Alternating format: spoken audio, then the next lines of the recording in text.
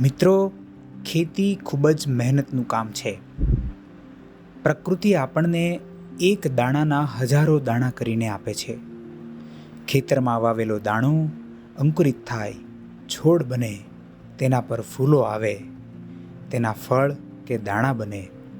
ત્યાર પછી પણ આપણા સુધી જે અનાજ કે મસાલા પહોંચે છે તે ઘણી બધી પ્રક્રિયાઓમાંથી પસાર થાય છે.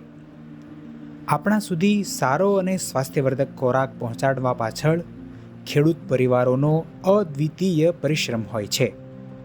અને એ ખેતી જ્યારે ગાય આધારિત ખેતી કે પ્રાકૃતિક અથવા ઓર્ગેનિક ખેતી હોય ત્યારે એ મહેનત બમણી કે 4 ગણી થઈ જાય છે. ત્યારે અન્ય ખેડૂતોને પ્રેરણા અને પ્રાકૃતિક કૃષિ કરનારા ખેડૂતોને પ્રોત્સાહનના ઉદ્દેશથી એમના અનુભવોનું અમૃત હું આપના સુધી પહોંચાડવાનો પ્રયાસ કરીશ. ચાલો ભાવનગર જિલ્લાના ગારિયાધાર તાલુકાના ટીંબા ગામે પ્રાકૃતિક ખેતી કરનારા પ્રગતિશીલ ખેડૂત બાબુભાઈ સોનાણીની વાડીએ. પ્રકૃતિને ખોળે ખાટલા પોડકાસ્ટ.